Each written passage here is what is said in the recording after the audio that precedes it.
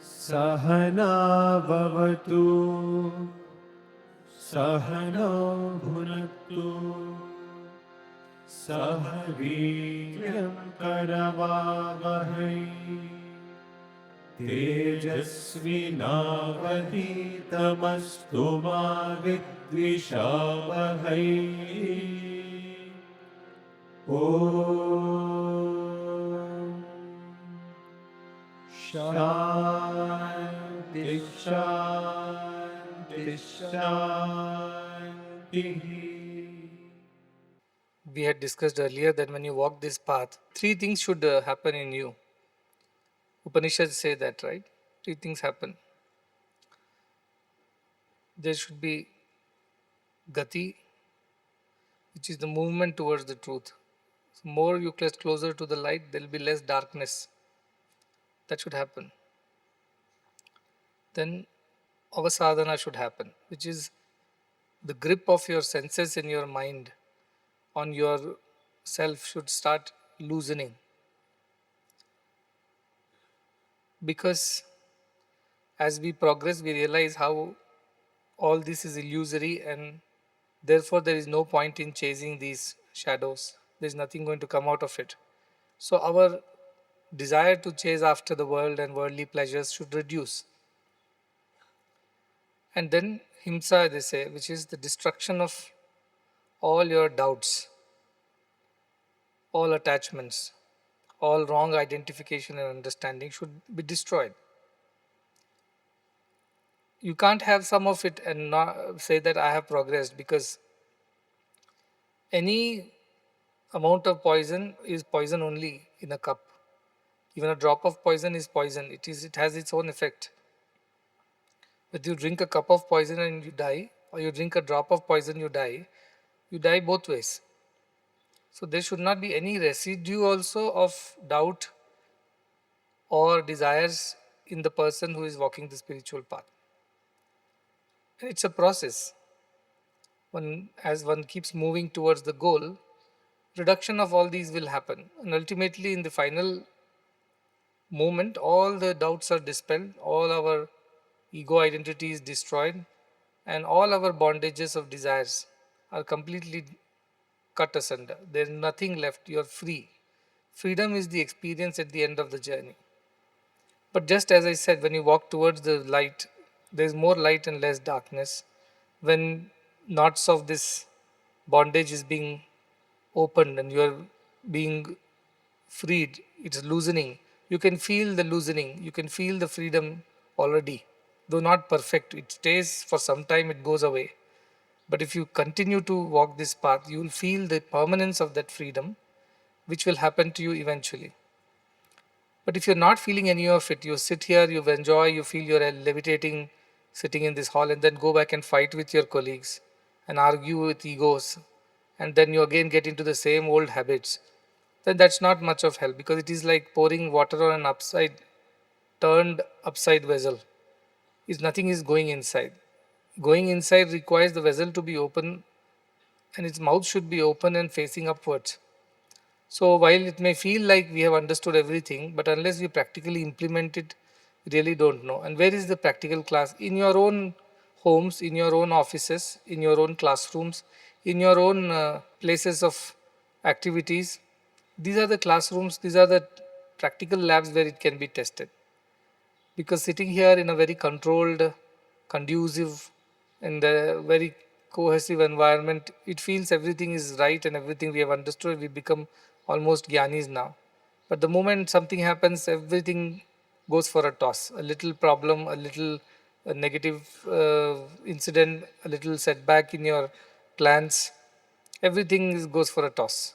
So that is why you have to keep checking again and again whether it is the same as what it was before we started 1 month ago, or it changed, has it become any different, have you become a person of better character, more composed, calm, collected, or again and again you get scattered with every single incident and lose all your peace and equanimity.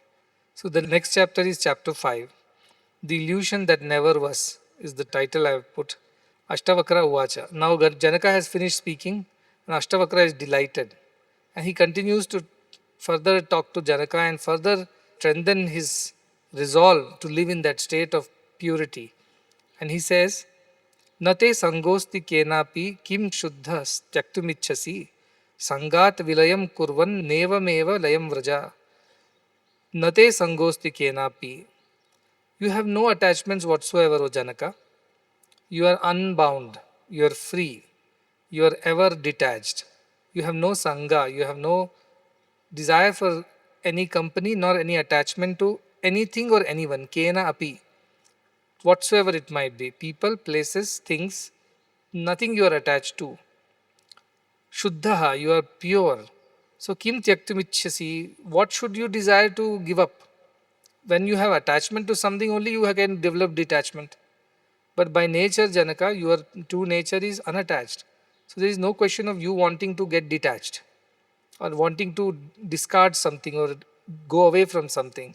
Because in the first place, you are not even bound by it. Sanghat Vilayam. So this idea of being bound to things because of your body-mind identification. Sanghat means combination with body, mind, senses. All this is called a Sangha. So that body mind identification, which is the reason why you feel you are bound to a relationship or to a place or to people, vilayam kurvan, dissolve it away, dissolve it off. It doesn't really exist actually in the first place, but nevertheless, because you are still making efforts on the spiritual path like Janaka is making, he says dissolve of all this idea of body, mind and everything that is associated with kurvan neveva layam vraja. Layam means dissolve and merge and move on, vraja or be. Merge it all into the ultimate supreme Brahman consciousness and just be. Our scriptures do not ask us to come from anywhere, go anywhere. They do not ask us to do this and do not do that. They are not asking us to attach to that, detach from that. They are telling us just dissolve this idea that you are body and mind and all the associations that come with it and just be. Layam Vraja. Become one with it and just be.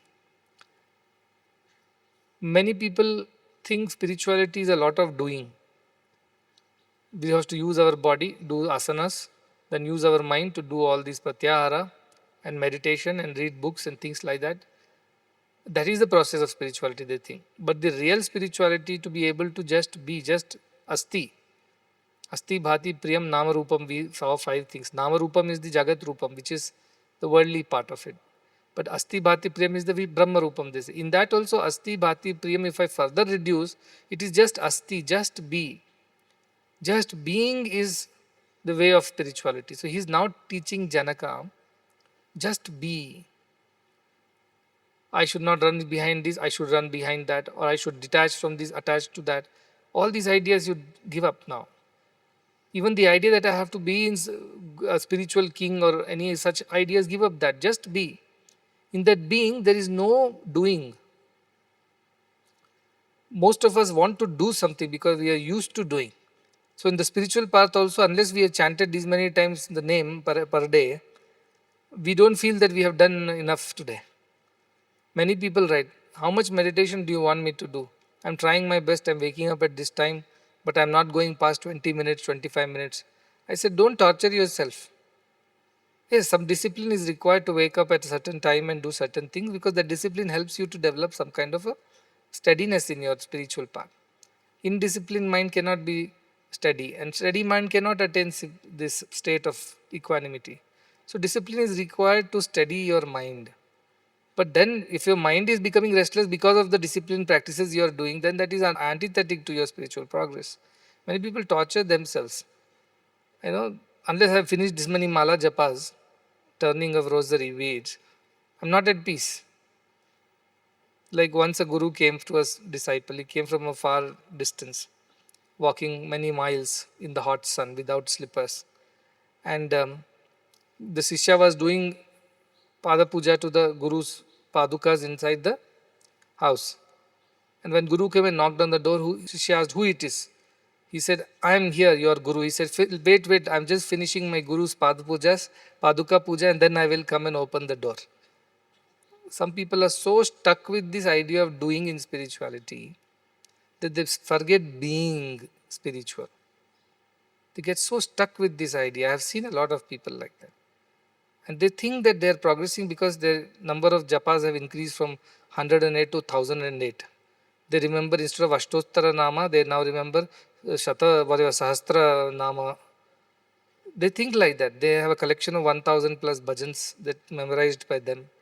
Or they know so many shlokas of so many people. They pride themselves with all those things. They say they are humble, but they are proud of all these achievements. But none of these achievements are actually spiritual. To be able to just be without getting disturbed from the state of equanimity and peace is the spiritual practice. So every time mind runs away into the body and senses in the world, withdrawing it all and just being is spirituality. Initially, you have to cut down a lot of activity from your lives, unnecessary activities to just be. If you have too many activities, you cannot be. You will be only doing, not being. Yes, some activities require chittasya shuddhaye karma. You purify your mind, you need some good activity, positive activity. But eventually, no activity is required. Activity should happen. The jnani does not do. For jnani, things happen. That is the difference between jnani and ajnani. Jnani is also active, but the idea of doing does not exist in jnani. Whatever is happening is through the body of the jnani, through the mind of the jnani. But jnani is not doing, that is the idea. Na kartasi na bhoktasi, mukta evasi. So he's telling Janaka, this whole idea of your body, mind, senses, whatever you are using, dissolve that identification now and just be in that pure state of self. That's all you do. Layam Vraja. Dissolve yourself in the ultimate consciousness and just be. It's a practice, not easy. In our scriptures, they say it is a principle called Sanghatasya Pararthatvat. It means the parts of the whole are meant for a greater purpose than their own purpose. Example, there are many parts in the car. All the parts of the car, like the tire, the steering wheel, the lights, the engine, the seats, the body, each of these parts are together meant to do something greater than just doing their part. Wheels will say I turn, light will say I show the light, and engine say I provide the fuel or whatever, I provide the thrust. But each of them individually do not contribute enough. They together contribute for a greater cause, which is the journey of the passenger. Body has various parts. Stomach does its own part, lungs, heart, hands, legs. Everybody does their part. But why these parts have come? To serve a greater purpose, pararthatvat. For parartha, for a greater idea, greater purpose, parts come together. That is the idea. Sanghat. So this body mind which has been given to us, it's not just to feed the body and make merry. It's not just to please the mind with praise and all the accolades and recognition. Beyond that, there is something that for which sake all these parts have been given to us. It's a principle. So we want to say, like in organization also, each department is there. Each department must do their job, but they all together serve a greater purpose. I keep telling this to everybody, even in our hospital, everywhere. When John F. Kennedy went to the space station NASA, there was a janitor who was cleaning the place near the lift. So when he went there, he asked the janitor, "What are you doing?" That time, America was still working on the moon mission, sending the first man to moon. So the janitor said, "I am helping America send a man to the moon." Janitor did not say, "I'm cleaning the place and keeping it neat." To the president, he replied, "I'm helping in sending an American to the moon." That is the attitude. Everybody lives for a greater purpose, not for their limited purpose. The body is given for a purpose. Mind is given, does its own function. But together, they serve a greater purpose, which is the evolution of the spirituality in you. When I tell our workers also, when you are at the gate, when somebody asks you what you are doing, don't tell I am a watchman. Of course, you are a watchman, but the purpose inside is I am helping to save a child. I am helping to give good health to somebody who is sick. I am helping bring universal health care to the underprivileged. I am helping to bring solace and succor to the poor. The purpose should be greater than your parts. So you all, like a band is there. So many instruments are there. All of them have their own music. We know that. But when you want to play an orchestra, you have to let go of this individual idea of my instrument and my music.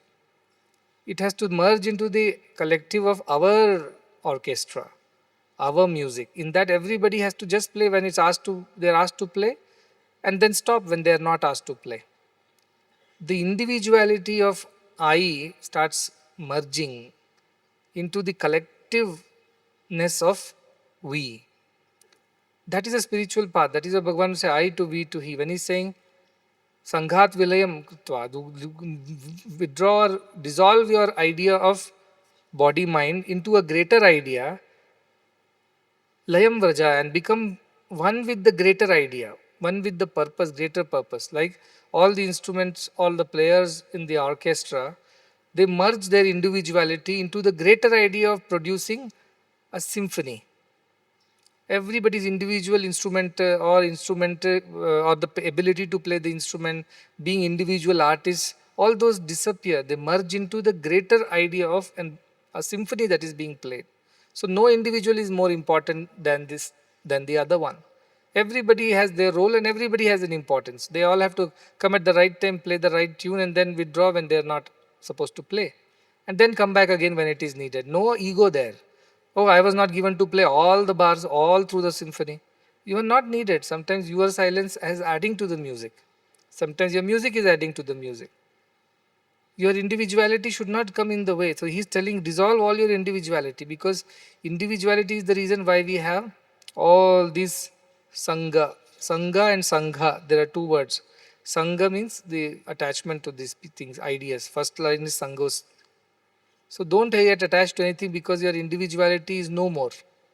Everything depends on the individuality. If your individual ego is there, then attachments are all dependent on it. When individual ego dissolves, all the attachments will fall, because there is no basis on which they can stand. It's like the earth from under your feet. If it disappears, where is the possibility for you to stand? Likewise, when your individuality dissolves, that is the second sangat vilayam, the first sangosti automatically happens. When you dissolve the idea that you are the body and the mind and you have an ego and you have an identity, and merge it in the greater consciousness that I am the self, all the sangha, the attachments to the worldly things, people, places, and things, they just disappear. Become like that and stay in that supreme state of pure consciousness, he says. Now, how do I dissolve? I am so very convinced that I am the body. I am so very comfortable in this idea that I am the body, because I have been that way since I was born. And you suddenly say that you are not the body, you are not the mind, you are the self, and body is coming and going, and mind comes and goes. But I don't experience it. Somebody may ask, what I experience when I wake up at 4:30 also for meditation is that I as the body and the mind is going to meditate now on what I as the self. So whenever you do that, the very idea that I am going to do something itself comes in the way of I am going to you realizing it, because you say I am going to realize. So I, when you say going to realize, who is this I that you're referring to? You're again and again referring to the body only. I with this name and form would now enter meditation and slowly dissolve my I, name and form into the greater I of Supreme Consciousness. So every time we use the word I, again and again we reinforce this idea that I am the body and the mind. So by somebody I advise, please stop using active voice, start using passive voice. I will do it. Instead, yes, it will be done. I will eat it. It will be eaten. I'll finish it. It will be finished. So you slowly start distancing yourself from this idea of body mind by reducing the usage of the letter or the word I. Because every time you use I, you are actually subtly hinting to yourself that you are that body and mind, which is now going to undertake some special activity like seva, like going to office, like doing meditation, like doing some satsanga. Who is going to participate? I am going to participate, you say. That every time we use the I, it reinforces the idea of body mind. So, how to get rid of that body mind? Use less of I in everything. Less of I. Try to use passive voice so that you are You don't keep re-emphasizing or reinforcing the idea of body mind unto yourself, which we don't realize most of the times. We just keep doing it, but deep down that I is continuously getting more solidified and cemented. Every time you say I, one more layer of cement on it, think like that. So it gets harder and harder, and then breaking it becomes very difficult. So that is why use less I. We is a good idea to be used, or use passive voice. When I say, come here, this needs to be done. Yes, Swami, we will do it. You say that is better than, yes, Swami, I will do it. You say and feel it. You can feel the difference in emotions. When you say, yes, Swami, even with surrender, humility, bhakti, shraddha, you are saying, yes, Swami, I will do it. Versus, yes, Swami, we will do it. Versus, yes, Swami, it will be done. You only decide which sounds more spiritual in three of these sentences. I will do it, we will do it, or it will be done as per your will. You choose your sentence correctly. And subtly this thought, this choice of sentence, choice of words will work on your mind. What are words? Words are nothing but expressions of our thoughts. So if you change the words, thoughts also should change. It's both ways. When I change my thought, my words change. When I change my words, my thought also should change. And what are thoughts? They are feelings. So if I change my thoughts, my feelings should change. What are feelings? My nature. When I change my feelings, my nature will change.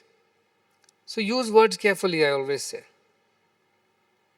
Whenever you open your mouth in haste, speak well, think well each word, speak well in taste. There is a poem called Words from there.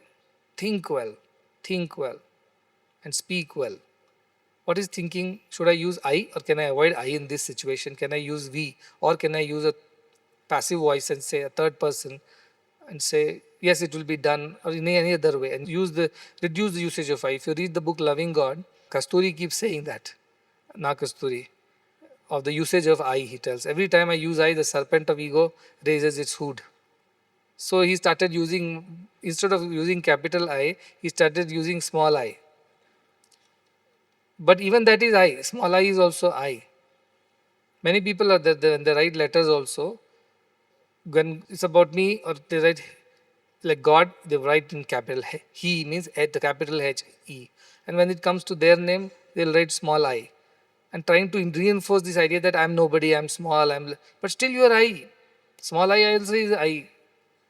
Small snake also is snake, poisonous. Everybody need not be cobra. Small snake also, if it's venomous, it is venomous. So reduce the usage. First you try this and see for yourself. So much of your attachment to your idea of body mind will start reducing. Subtly your words will influence your thoughts. Your thoughts will influence your emotions. Your emotions will influence your very nature. You will see that is why sow a thought, reap an action, all that we saw yesterday. You start that. Reverse. Change the words that you use. And you see your chart changing from inside. Less I is better for your own spiritual growth. Jnani is inspired from within, isn't it? He would know when to use what words and how much to use. That is a Jnani's way. So if he is thinking from intelligence, then all these calculations start. What if he takes my credit? What if I don't get my due? What if this? What if that? Keep fighting.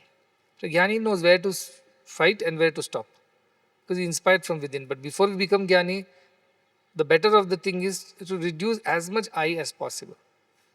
As much I as possible. And if you have really done some good work, sooner or later people will know. You don't have to go on announcing it. People can see through. Many people just fake it. They keep telling they have done this, they have done that. They've never done anything.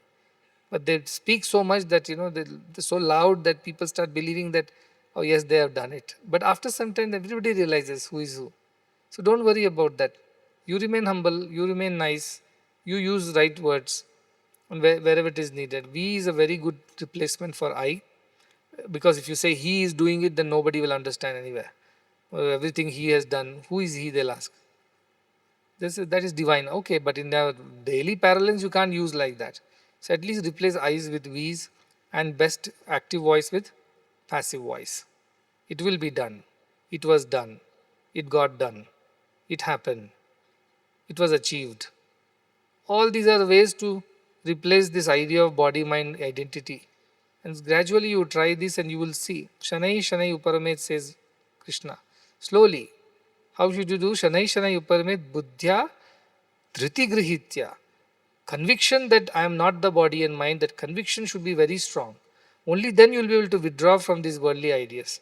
If your conviction is weak, it's theoretical, it's intellectual, which is what most of us have, then it is not going to go too far. To be extremely convinced, like Nisargadatta Maharaj was convinced that he is the self.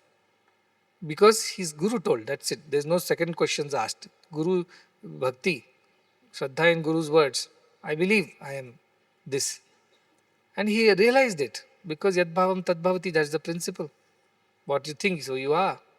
So that idea, Shanai Shanai, Krishna says, little by little you start replacing a few ways of your life and slowly develop this conviction.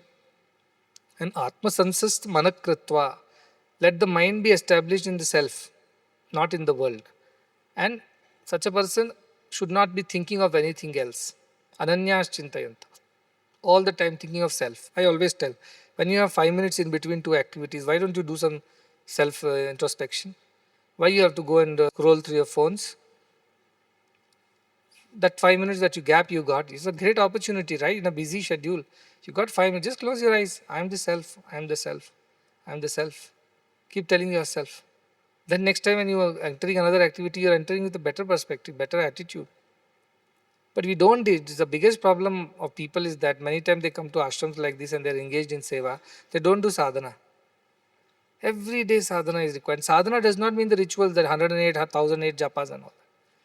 That may be the beginning of the sadhana. Real sadhana is to establish oneself atma sansastham, to establish your mind in the self. That is the real sadhana. That he says, no. ಹೊರಗೆ ಪೂಸಿನೇನಯ್ಯ ಒಳಗೆ ಶುದ್ಧ ಇಲ್ಲ ತನಕ ಮನೆ ಕಟ್ಟು ಏನಯ್ಯ ಮನ ಮುಟ್ಟ ತನಕ.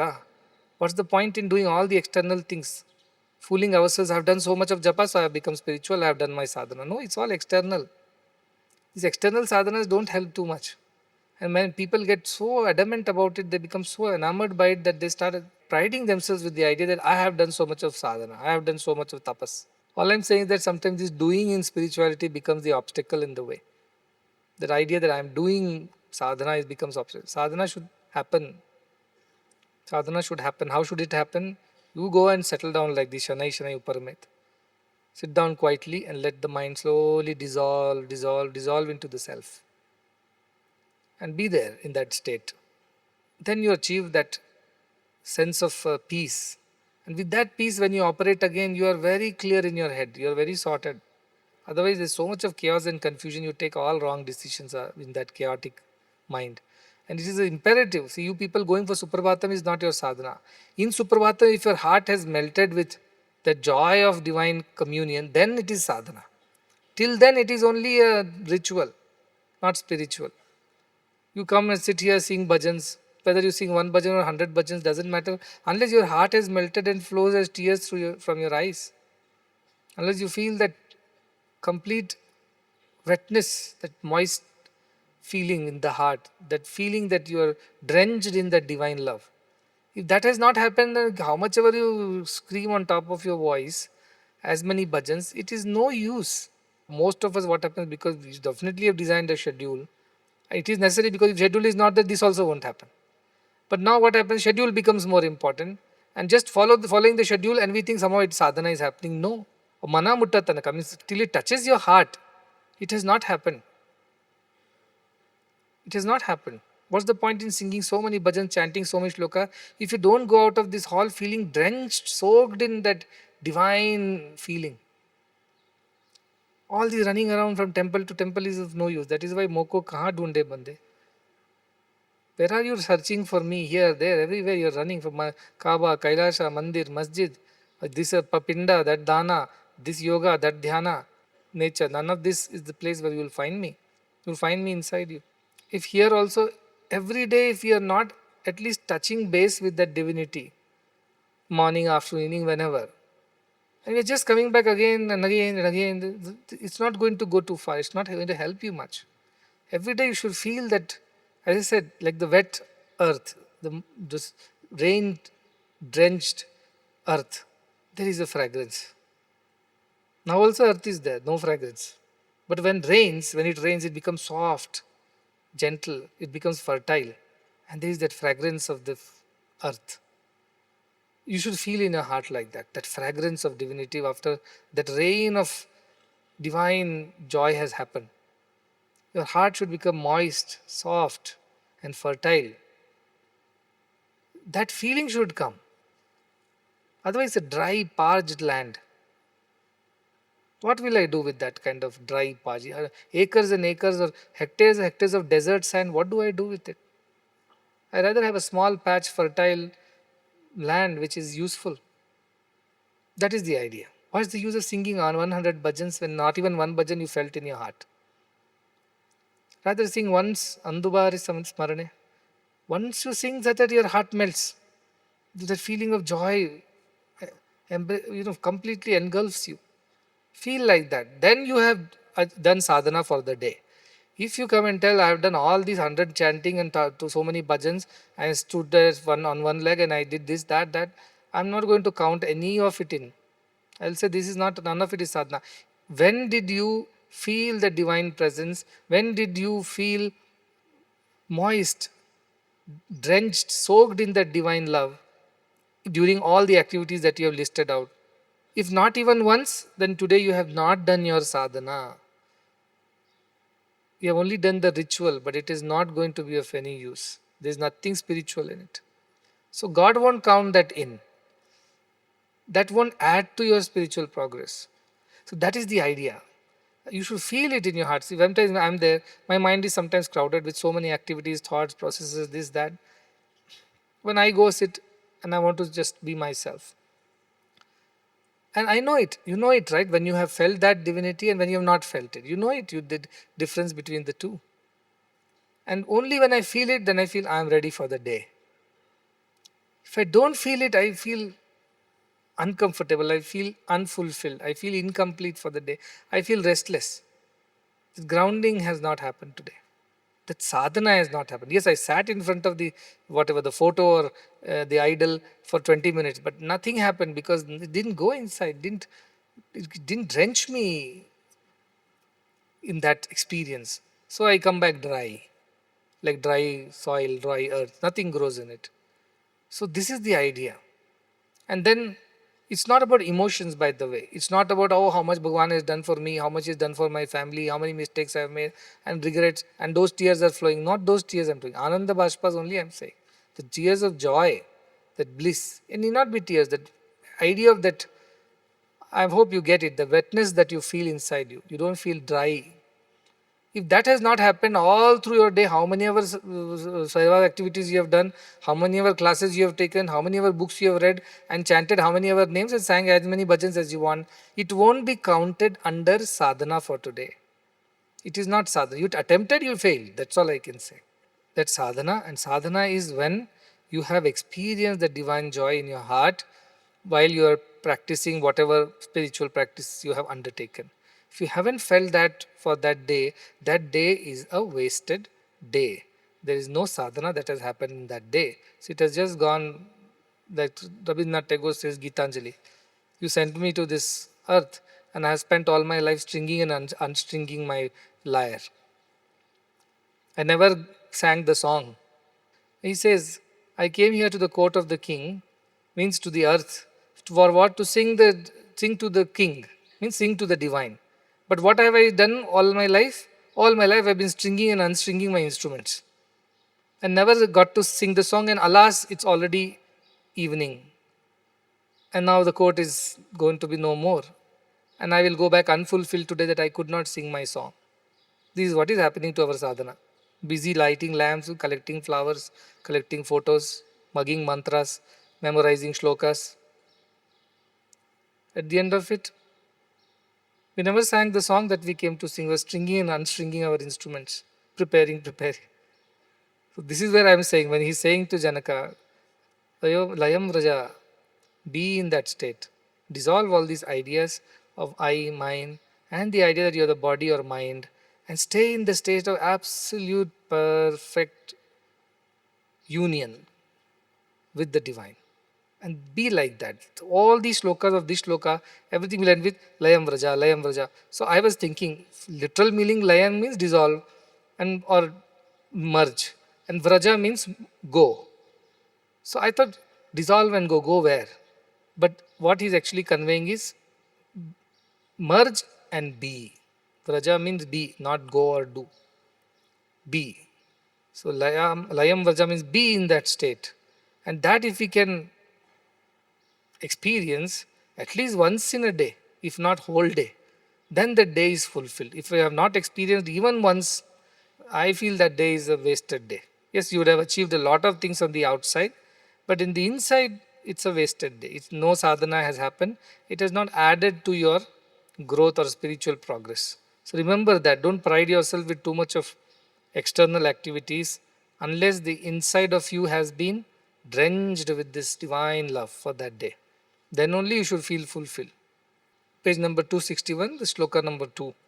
It says, Udeti bhavato vishvam varidhi riva budbudaha iti gyatvaikamatmanam evameva layam vraja. Again layam vraja. Be dissolved and just be. Udeti bhavato vishvam varidhi eva budbudaha. How bubbles form out of ocean or water. Likewise, this whole world emerges from that Udayati Bhavato Vishwam. It emerges like the bubbles emerge from the water. Iti Gyatvai Eka Atmanam. Knowing this, that there is only one Atmanam, one self from which this world emerges. Like many bubbles, they come out of water. Realizing this, Layam Vraja, just be. Don't try to catch those bubbles. Don't try to grasp those bubbles, grab those bubbles. That none of that is necessary. Children play with bubbles. Have you seen that? They keep blowing bubbles. I was watching some children who playing bubbles. When they blow the bubbles, they try to catch them. The moment they touch the bubble is gone. Try to catch the bubble. The moment you touch the bubble, it bursts. Illusion. That is what is illusion. You can't catch it. This world is appears to be real. You think you can catch that. But the moment you catch that, it's gone. Once Bhagwan was there, I told Bhagwan, all this looks so real. The world looks so real. How can you say this pain is not real, this pleasure is not real, this joy of the body is not real, this joy of the mind is not real, all the suffering is not real, everything feels so real. And you say everything is a bubble and it will burst. He used to say life is a bubble, it will burst at the end. I used to say, how is it? It feels so real, it feels so correct to me. And he said, yes, till the bubble is there, the reflections of the bubble also seem to be there. When the bubble bursts, the reflections also disappear. Likewise, this world is reflected in the bubble of the ego that we have, that identity. The world seems to exist inside the bubble. Bubble reflects all the surrounding things. But the moment bubble bursts, all the reflections disappear too. Likewise, when the ego dissolves, all the attachments disappear too, he said, to this world and worldly things. I contemplated on it. How in a bubble, things appear to be present on a bubble. But when bubble bursts, all the things disappear. Maybe next time you're washing your face or having a bath, contemplate on that bubble. Look at the bubble and say, I am reflected in the bubble also. But bubble bursts, I am also gone from the reflection. Like that, everything is a reflection, reaction, resound, what Bhagavan keeps saying. All this bubble is our ego identity. It emerges from the self only. See, it's not that it is not emerging from self. It is also emerging from self. But it is not the self. It is only an illusion. It's only a reflection, reaction and resound. It will go. So running behind bubbles and catching them and thinking there is a person existing in the bubble because it reflects it and catching it, it's foolishness. He says just realize that this whole world has emerged from the self like bubbles come out of water. They float for some time and then they burst and disappear. Bhagavan used to have a poem, Neeti andu puttu, Neeti ne teluchu, నీటి అందడంగు నీటి బుడగా నరడే బుద్బదంబు నారాయణుడే నీరు ఉన్నమాట తెలుపుచున్నమాట, which means that this bubble is the nara, the human. Narayana, the divine, is the water from which this human emerges, bursts and goes back into that. Like the water bubbles come out of water, they float on water and they merge back in water. Like that, the human existence, the Jivatma comes out of Paramatma, floats on Paramatma in the sense exists, and then disappears into that. So that is the example used to say. So the idea here he uses is that of the bubble. Like the bubbles are there, appear to be real, and all the reflections in the bubble also appear to be real, but try to catch them, they'll disappear. So this whole chasing the mirage in our life of pleasure and sorrow, both positive and negative, is just illusory bubbles only. And bubble exists as long as your ego exists. Ego means individuality exists. So you dissolve your individuality into the supreme consciousness and be, and just be. Just be a witness to everything that is happening around you. That is the idea. It's very powerful. And unless you develop this conviction that you are, after all, a bubble which floats for some time, this individual existence disappear. Like somebody said, one is fear of death. But then bubbles have to burst. They can't be permanent. Water is permanent. Bubbles are not. Attaching yourself to the bubble is foolishness. So this bubble idea, the conviction that you are not the body, is very important because it's going to burst someday. The second problem is about, okay, it bursts. After that, what happens is the next problem. After that, nothing happens. You become water. You become one with the self once the ego identity is gone.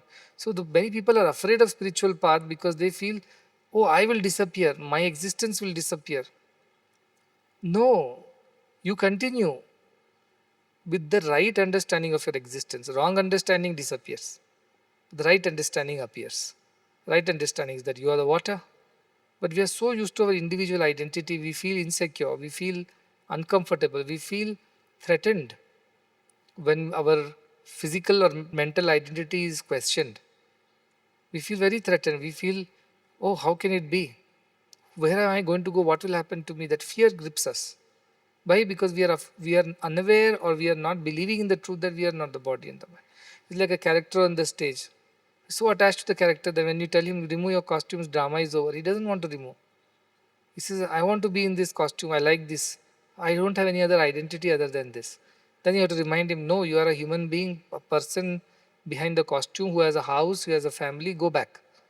But if he does not leave the stage and stays on in the costume, what would you call such a person? You have to call somebody from a psychology department saying that this person has got attached to his costume, is not giving up. So you have to counsel that person. See, you have a family back home. You are just acting. This costume is not your permanent vesture. This role is not your permanent identity. This is temporary for now. You must give it up and go back home now that the drama is over. Like that, our identity with body is so strong. And this fear of unknown, fear of unfamiliar stops us from giving up this identity. Because we are stepping into a zone which we don't understand, which we are unfamiliar with. So we feel, what is that next thing? I don't know. Does this say, a known enemy is better than an unknown friend? A known devil is better than an unknown angel, they say. That is why, because familiarity with our body, mind, identity is so strong, we don't want to lose it. We want to hold on to it because we feel good about it. We feel we exist. We have an existence, we have an identity. But he says that is bubble like identity. It doesn't exist, it will burst. Any which ways it will burst. And one day it will burst and you are not ready for it, then you will suffer. But once you know the ephemeral nature of this, you will not suffer. When it bursts, it bursts. You know, it is a part of life. It bursts. But if you believe that no, it should stay permanent, it will stay permanent, then you are just fooling yourself and you will suffer at the end when the bubble is about to burst. When the body is about to go, you will suffer. That's why these people who are on their deathbed, they suffer a lot if they have not grown spiritually. That is why some people who are dying, they go on repeating Bhagavad Gita or Kathopanishad to them.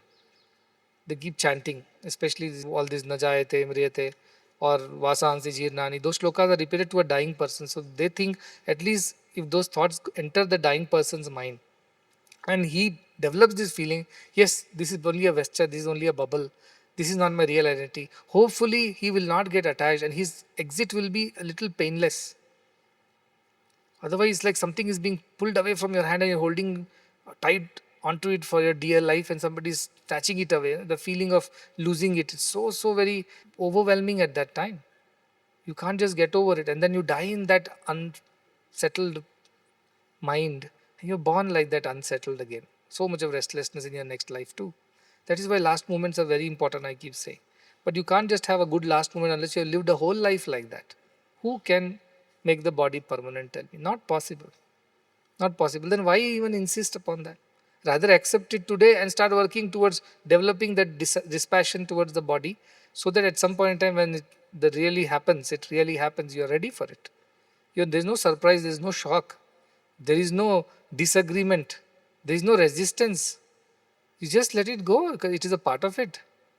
But that conviction we must develop in the first place, that I'm not this identity of the body, which is what he's telling Janaka. A day will come for you also. All this is nice as long as your body is healthy and your mind is okay, your kingdom is not under any attack, and everything is going smooth. It's easy to stay in that state of self. But one day the moment of truth will happen.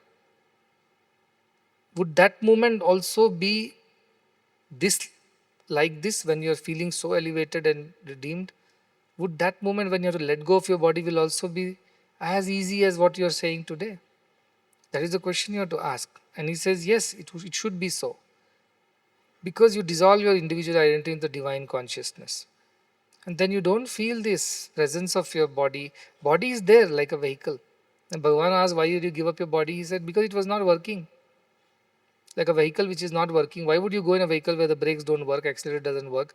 Yet because you bought the vehicle, it is yours. So would you still travel in it? No, it's dangerous to travel in such a vehicle which doesn't work properly. So I gave up and took a new vehicle. What's wrong in it?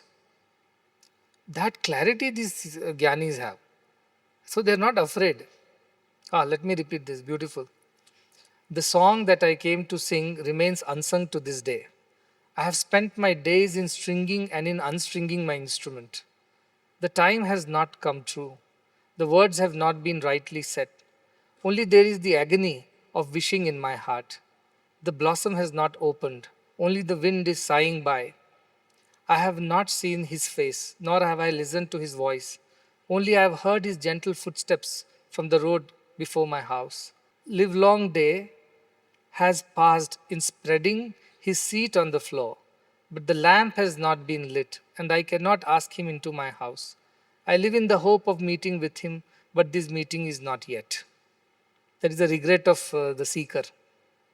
That I came to sing the song to him, to the divine, but I spent all my days stringing and unstringing my instrument. And time did not come. Words were not ready. And the only thing, agony of wishing, is left in my. I wish I could have done it. Wish I could have achieved it when there was time. Blossom has not opened. The wind has come and gone, sighing by. The flower never blossomed. The season came and went. That's what he's saying. I have not seen his face. I have not listened to his voice. Only I have heard his gentle footsteps. But I can't even invite him in. Why? Because I was spending the whole day decorating the floor and spreading the mat. And never lit the lamp so that I could invite him in. Like this, we waste a lot of our life's time doing all unnecessary things. And the real thing never happens. All these external activities, we get so busy with it. The real experience of the self never happens. That is his regret. I live in the hope of meeting with him, but this meeting is not yet. It's never happened for him. That was the song from Gitanjali, Rabindranath Tagore's, and his thoughts are so deep, and he has lived a life of a sadhaka. He has. I have a feeling that he craved for that divine union, that experience, and all this longing that is reflecting in his songs is nothing but his own personal experience of what he was feeling, because he had wives and children, and he built institution, he did that, and I don't know whether he died fulfilled. I don't know, because his last songs don't sound very, very positive that way. There is a longing, craving, pining in his poetry, which is an indication of what he was going through inside, right? So he felt, I've spent a whole life doing so many big, big things. I became a Nobel laureate, this, that, but at the end I did not experience that divine insight. Then what is the point? So it should not be our lot when we are leaving, that we could have done better with our lives, and alas, we didn't do. And we spent all the time preparing, but we never prepared ourselves enough to invite him into our hearts. That should not happen. That is what that regret is all about. So here also he says that body is a bubble and it will disappear. Bhagavan says, what body is a water bubble, mind is a mad monkey. Do not Trust the body, do not trust the mind. He used to always say that. This is what he's saying, that one day will come to you, Janaka. Today you're saying you're all self and things like that, but one day will come to drop this body off. And that day also you should feel the same. And to prepare for such a day, today itself, you merge your identity into the divine consciousness and just be. Just be. Otherwise, these people who have undergone it, Jesus Christ nailed to the cross, Buddha poisoned, or Adi Shankara dying of asthma or whatever the disease, Vivekananda dying of another set of diseases, even Bhagwan's body. If these people were really identifying themselves with the body, they wouldn't have gone through what they went through. They wouldn't have gone through. When Bhagwan was going through all these, whatever hospital treatments, it was not easy, I'm sure. But he said, he said, I'm peaceful, I'm restful. Don't worry about me. Why? Because they don't identify themselves with the body. That is why they can be at peace even in the middle of all the issues that the body is going through. So all these great ones have shown us the way. I was telling a story when Buddha told his disciples, go and preach in this village. They said, this village is full of goons and thugs and dacoits and criminals. What if they shout at us and scold us? Buddha says, what will happen? They will scold you. At the think that they have not beaten you. So continue. Then once one chicken hearted, whatever they beat us, says, if they beat you, think that they've only beaten you, they have not killed you. The third one says, what if they kill us? He said, if you're so afraid of dying and you're so attached to your body, you can't be my disciple. You can't be my disciple if you're so afraid of dying. That is what I also say. You can't be my disciple if you're afraid of losing these worldly possessions, relations, attachments, ideas, or even this body and its identity. Then you can't be a disciple of God. You can only be another layman, another ordinary mortal, a jnani, doing what he's got to do in the world. You can't be a disciple unless you have overcome this fear. So Buddha tells his people. So that is the idea. You give up the attachment to the body like bubble because it will burst. Third shloka. Next page 262. Pratyaksham avastutvat vishwam nastyamale tvayi rajju sarpa ivat vyaktam evameva layam vraja. He says pratyaksham, though it is directly seen and perceived, but avastutvat, it is not real. It appears to be real, this world, Vishwam. This is not real, naasti, amale tvayi. It doesn't exist in you. Amale means without any sin, without any impurity, which is yourself.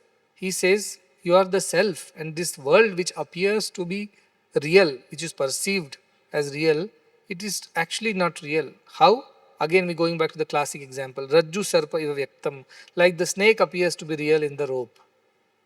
Evameva layam vraja. Knowing this, be yourself. Dissolve your identity. The world appears really, as I told Bhagavan, it all appears so real. Once he told it's all a dream. I said, but it is so real. Why does it feel so real? He said, in a dream also everything feels real. The more detailed the dream is, the more real it feels. The less detailed, little chaotic confusion, you know it is a dream. But when it's very detailed, you can feel the heat, cold, smell, and whatever is happening, you can taste things. And you feel it so real because the detailing is so good. Those who have watched this movie, Inception, they actually derived it from Advaitic Siddhantam only. The whole Inception is based on India's Advaita philosophy of whole world being a dream.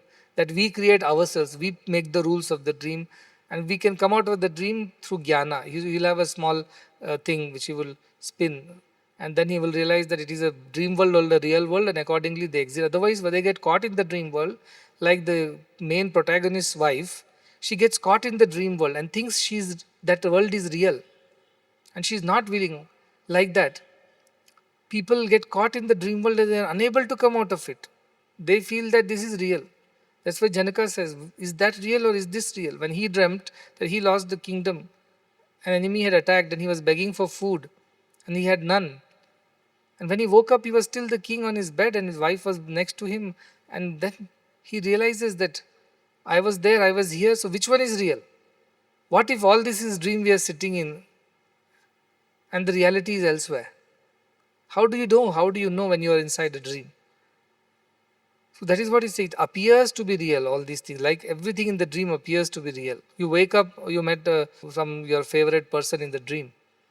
And you start thinking that now the person knows you because you met him in the dream. And go into the real world and tell him, hi, I met you last night. He will say, what's wrong with you? Who are you? Isn't it? You dream of something, and next morning you realize that, and you start like one person was there, a king. He dreamt that he has a flying palace. So he called next day everybody, all engineers, architects, and told, I want a flying palace. They said, where did you get this idea? He said, I got a dream that I had a palace which was flying. Now you all have to make it somehow. If you don't make it, I will kill each one of you. So everybody is like, what do I do with this king? It's crazy. So he saw something in the dream and he thinks it has to happen next day. So everybody were very worried. So they went to the wise one. So the wise person came and he said, I understand his problem. So next day his minister who was very wise, he came in tatters and started shouting in the middle of the court, come down, you are not the king, I am the king. You are the beggar, I am the king. He says, what's wrong with you? Have you gone insane? Why are you wearing such tatters, rags? He said, no, I am the king and you are not the king. He said, what are you talking? He said, last night you came and stole away my kingdom and made me a beggar and in my dream. So I am the king and you are not the king. He says, whatever you watch in dream, you think it is real. It is a dream after all. How can you believe it? The same way you believe that the palace can fly, I believe that I am the king. Then the king realizes that it is a mistake that he asked such a thing. So once you realize that this is all dream, why would you insist upon anything? You will not insist on anything. You will say whatever is coming in the dream by virtue of natural thought process, let it happen. I don't insist this has to manifest now. This has to be this way. So that is the way these jnanis look at the world. It's a part of the dream. It is going on. You watch the dream. Good will things will happen. Bad things will happen. What a relief to know that none of this is going to stay permanently. It is a relief. So he says that though it appears to be real, it is not so. In yourself, it appears to be real, but it's not so. Like the snake appears to be real, but there is nothing there. You feel that it is there. The idea of the world is compared like that. So this is again, as I said, again, these are things needed to be contemplated upon, because I know after you leave this hall, you'll get back to your work, you'll get back to your activities, the body, mind, everything will come back and all the ideas will disappear, whatever I told just now. So it needs constant ananyas chintayantoma. Continuous contemplation is required. I am the self, I am the self. When you are walking out of this, let's say you are going to your college or hostel, that walk, contemplate on this. Instead of chatting with this person, that person, contemplate on this. I am the self, I am the self. And it will, sputa they call it in our scriptures, a sudden revelation happens. Vidyulekha they call it, like lightning that happens and makes everything look bright in the dark night also. Almost like daylight. Like that, once you keep contemplating on it for continuously, suddenly it reveals itself in a flash. That can happen anytime, any moment. It need not be inside a forest, in a temple or in a satsang. It can be just as you're walking, it can happen. Down the sometime it happens that Janaka, once he is there is a story like that, Janaka realizes his self, and where does he realize? He's climbing a horse, and his one leg is in the air and the other leg is on the whatever the footrest of the horse saddle. And he is about to put the other leg on the horse's back, just then he has self-realization in a flash itself. And after that he falls at the feet of Ashtavakra, says that no, do not want to be the king anymore, I have realized the self. Then he says, you needed the king, so far you were the king because you needed the kingdom.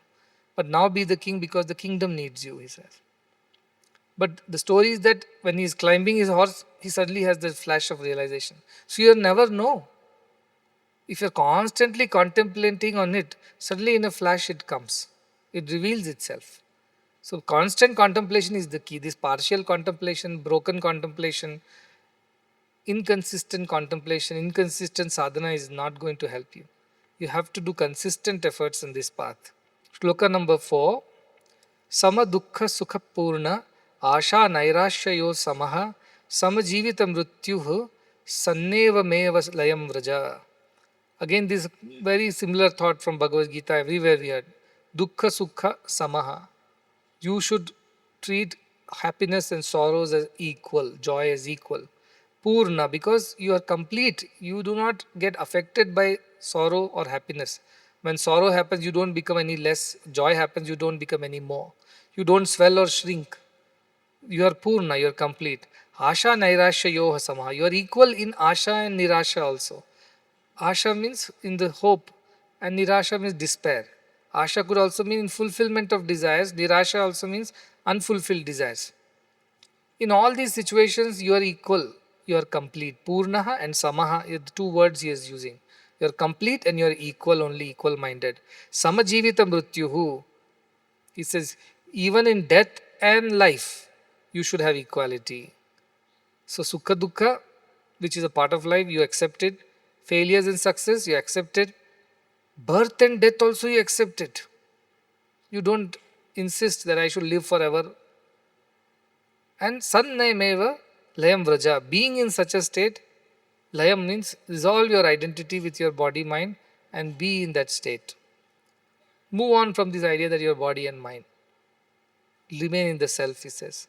So all things he has covered. Sukha Dukkha, which we always are trying to have, be happy and avoid sorrow, or success and failures, because some things will work out, some things won't work out in our lives.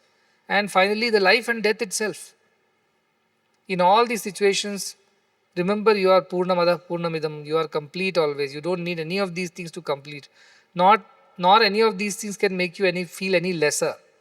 You're always the same, like the ocean with many waves. And at the end, just realize this and be in that state of self. Layam Vraja. Just be in that state. Again, he's repeating that. This is how the Jnani should live in the world, is what he's saying. If you really have become Jnani, here onward you should feel that completeness, complete fullness. You don't feel unfulfilled or don't feel incomplete. You don't need anything to complete you. You are ever satisfied. Santushta satatam yogi, he says. Always happy in all situations, or always calm and composed. How? Because you realize that you are the self which does not change with all these changing things. That feeling should be your permanent, consistent experience, and be in that state, he's saying. When when things go right, all spirituality makes a lot of sense. Everybody can be a spiritual, everybody is a devotee when things are going right. When there is sukha is there, asha is there, or jivita is there. All things look good.